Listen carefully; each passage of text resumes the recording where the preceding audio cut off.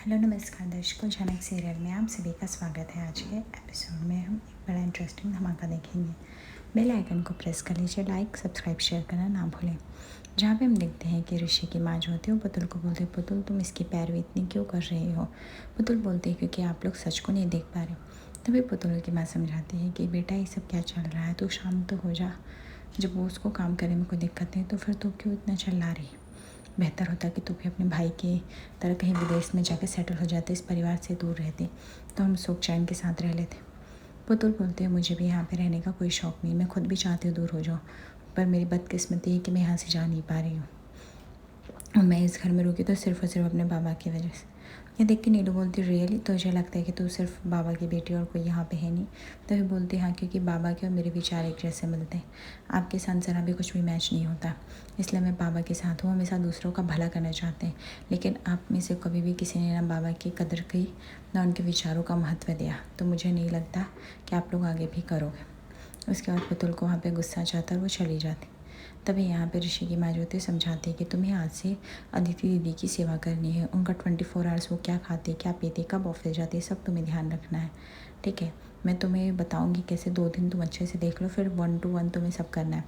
Detox water सुबह सुबह पीती है, ये जाके देख के आओ। वो कमरे में सो रही होगी, उसको पूछो कि वो आज ऑफिस जाने वाली है, नाश्ते में क्या खाएगी, उसका टिफ़िन उसके बैग में रखना, उसको रिमाइंडर देना, सब तुम्हारा काम है, ठीक है।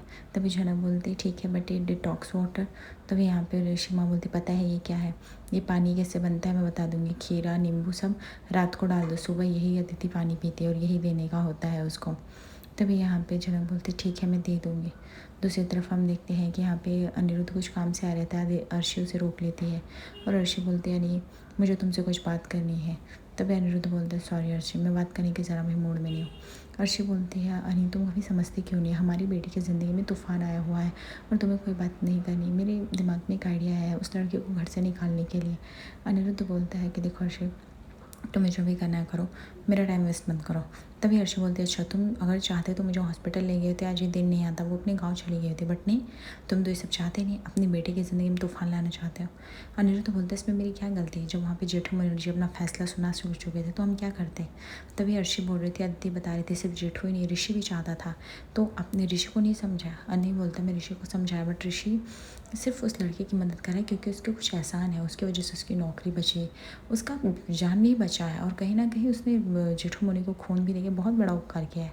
तो जेठू और ऋषि सिर्फ उसकी मदद करना चाहते हैं, दैट्स इट, और इसमें मुझे कोई प्रॉब्लम नहीं है। तभी यहाँ पे अर्शी बोलती हूँ कि अनी तुम सुन लो, इस बार मैं चुप बैठने वाली नहीं हूँ। मेरी ज़िंदगी में जो खिलवाड़ हुआ, तहस नहस हुआ, ठीक है, अब दोबारा नहीं होगा। उस झनक की वजह से बहुत कुछ हो गया, उस झनक ने अपनी बेटी का भी नाम झनक रखा है तहस महस मचाने के लिए। तभी यहाँ पे नीरू बोलती डिटॉक्स वाटर तुम्हें क्या होगा, कैसे पीते। झनक बोलती वो हमारे गाँव में सब कुएँ का पानी पीते इसलिए हमें नहीं पता। नीलू बोलते हो माय गॉड, मुझे तुमसे नहीं जानना तुम्हारे गांव में कौन क्या पीता है क्या खाता है। यहाँ पे सब अच्छे से करो, अदिति को कोई कंप्लेन नहीं आनी चाहिए और वहाँ से आओ फटाफट मेरे लिए कुछ बनाओ। तभी यहाँ पे ऋषि की माँ समझाती हैं कि तुम अदिति को ज़्यादा गुस्सा मत दिलाना, उसको पानी दे के चले आना और ये बर्तन वहाँ मत छोड़ना, लेके आना। सब समझा रही हूँ, कुछ भी गड़बड़ मत कर देना, उसका मूड ऑफ मत करना सुबह सुबह। नीलू बोलती है जाओ और फटाफट आओ, मुझे कुछ नाश्ता बनाओ, मैं सोच के रखती हूँ क्या खाना है मेरे को, और फिर वैसा नाश्ता बनाओ, ठीक है। उसके बाद वो लोग झनक को वहाँ पे भेज देते हैं और यहाँ पे पुतुल की माँ बोलती है मुझे बहुत ही टेंशन आता है। ऋषि की माँ बोलती सच्ची में अदिति तो गुस्सा ही करेगी।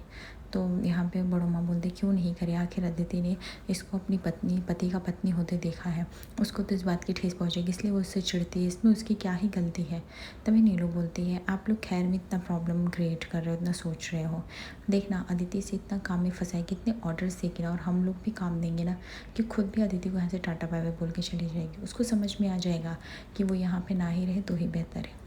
वो जिस हिसाब से यहाँ पे आई है ना, उसे खुशी खुशी जाएगी नहीं, वो फटाफट लौट के जाएगी। सो प्लीज़ चिल मारो आप लोग। तभी यहाँ पे अर्शी बोलते हैं कि भूल गए क्या उस झनक ने मेरी ज़िंदगी में क्या क्या तूफ़ान मचाया था। अब उसकी बेटी, मेरी बेटी की ज़िंदगी में जो मैंने सहा है ना, नहीं मेरी बेटी नहीं सह सकती है, मैं ऐसा नहीं होते हुए देख सकती हूँ। अभी अर्शी तुम्हें हो क्या गया, तुम्हें क्यों लगता है कि वो सिर्फ तुम्हारी बेटी है और तुम उससे प्यार करते हो। वो मेरी कुछ नहीं लगती क्या, मैं मून के लिए भी एक अच्छी लाइफ सोचता हूँ और मैं चाहता हूँ एक अच्छी लाइफ डिज़र्व भी करती है, तो उसमें गलत क्या सोच रहा हूँ मैं। तभी हर्षी बोलते हैं तुम सिर्फ सोच रहे हो, तुम कुछ कर नहीं रहे हो, नहीं ये प्रॉब्लम है तुम्हारा। यहाँ पे अर्शी बोलती है कि बस मैंने सोच लिया, मैं अपनी बेटी की ज़िंदगी से तबाह होते नहीं देख सकती। उस लड़की को हमें वहाँ से निकालना पड़ेगा, उसको यहाँ पे घर पे लाना पड़ेगा। अनिरुद्ध बोलता है तुम क्या बोल रहे हो। उसके बाद जैसे ही झनक ज्योति बिना दरवाजे नॉक के उस रूम में पहुंच जाती है और वो देखती है कि अदिति और ऋषि एक साथ सोए रहते हैं। अचानक से डर जाती है, उसके हाथ से प्लेट जो होता है गिर जाता है और उसका सारा वाटर गिर जाता है। यह देख के ऋषि अदिति तुरंत उठ जाते हैं और अदिति आती है गुस्से में और वो झनक को चिल्लाने लगती है, क्या तुम्हें थोड़ा भी सेंस ऑफ ह्यूमर से ही काम करता है? तुम्हें ज़रा भी सेंस नहीं है कि तुम किसी के रूम में आते तो दरवाज़ा नॉक करके आते हो, सुबह सुबह से नहीं डिस्टर्ब कर देते हैं। तभी झनक बोलती है वो काकी ने बोला था आपको ये वो डिटॉक्स वाटर देने के लिए, इसलिए मैं आई। मुझे लगा कि आप उठ गए होंगे इसलिए मैंने ऐसे चले गए। बोलती उठी हूँ या ना उठी हूँ तुम, कि तुम्हें ये पता नहीं कि दरवाज़ा नॉक करना चाहिए किसी के भी रूम में जाने से पहले, बट तुमसे सीखे कोई कर क्या सकता है? तो तुम्हें यहाँ पे काम करने लेके आया गया है ना, पढ़ाई करने के लिए या ताका झाकी करने के लिए। ऋषि भी जो होता है झनक को बोलता है झनक कि बेसिक मैनर है, किसी के रूम में आने से पहले एटलीस्ट दरवाजे एक बार नॉक कर लो। यहाँ पे अदिति की चिल्लाने की आवाज़ आती है, तभी यहाँ पे नीलू भाग के जाती है, बोलती रुको काकी मैं देख के आती हूँ। सब लोग डर जाते हैं कि पता नहीं उस लड़की ने क्या कांड किया होगा।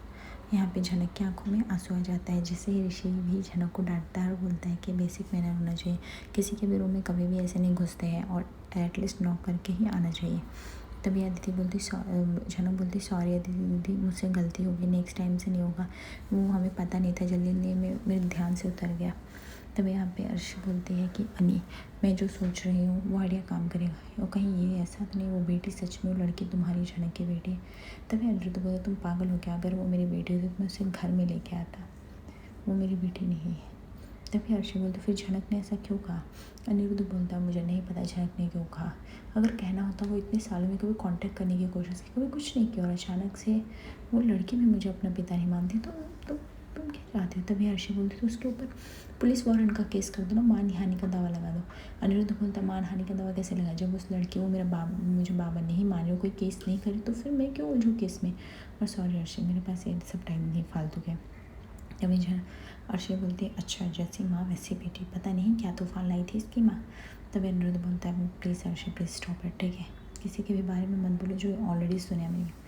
तभी यहाँ पे अर्शी बोलता है कि एनीवेज लिव इट अदिति, तुम यहाँ से जाओ ठीक है। तभी यहाँ पे अदिति बोलती है ऋषि ऐसे कैसे, वो हमारी पर्सनल स्पेस में घुस रही हो, तुम्हें इससे कोई भी प्रॉब्लम नहीं हो, तुम उसको जाने के लिए बोल रहे हो ये। तभी यहाँ पे अदिति बोलती तुम्हारी प्रॉब्लम क्या, तुम मुझे सुख चैन से क्यों नहीं रहने देती?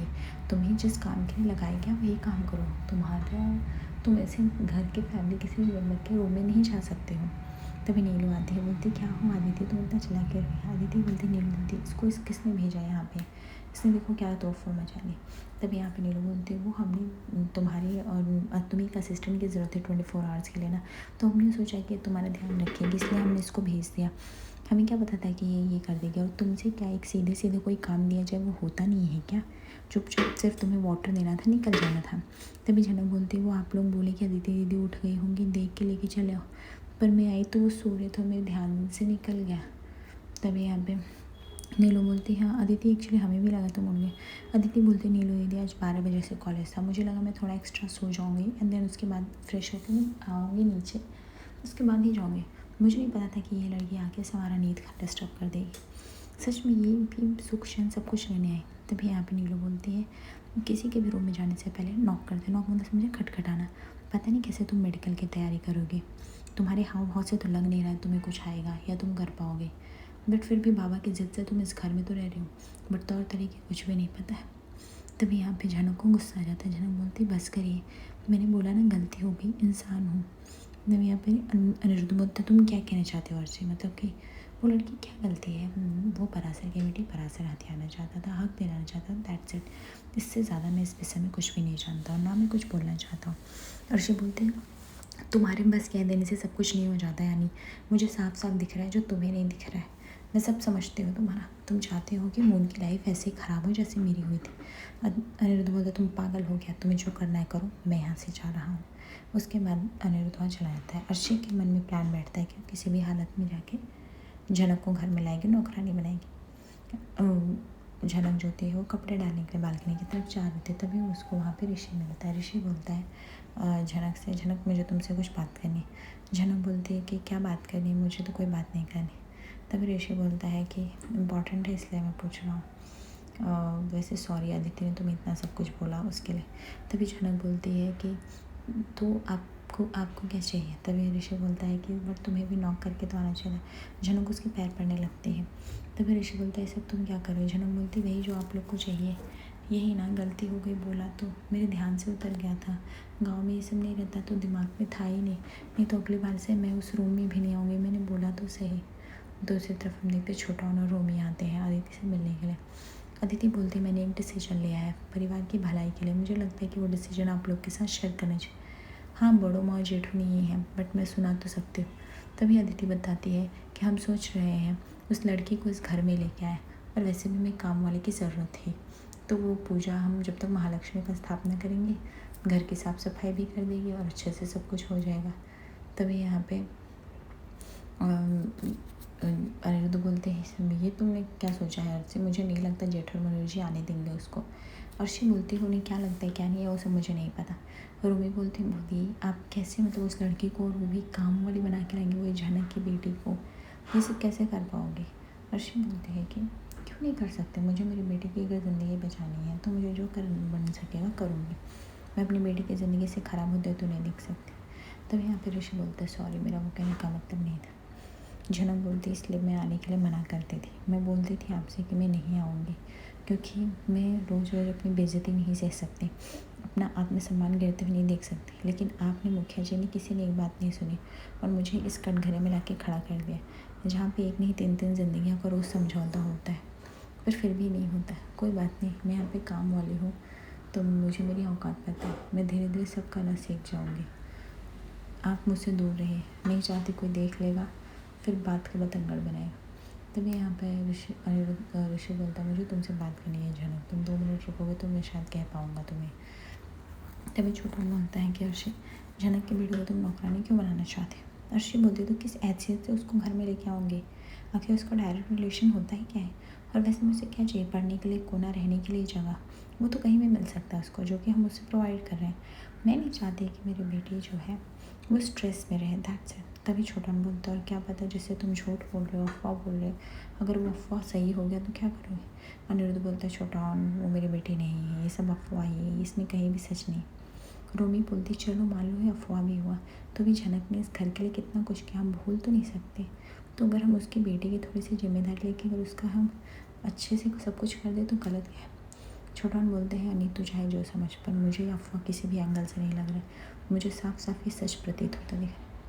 झनक बोलती है बस करिए शहरी बाबू, हर रोज़ अदिति दीदी मुझ पर कितना गुस्सा करके चिल्लाई। मैं सिर्फ क्या की थी वहाँ पे जाके, सिर्फ नॉक करना भूल गई थी। मैंने माफ़ी भी तुरंत मांग ली पर फिर भी मेरे साथ इतना बुरा बिहेव हुआ।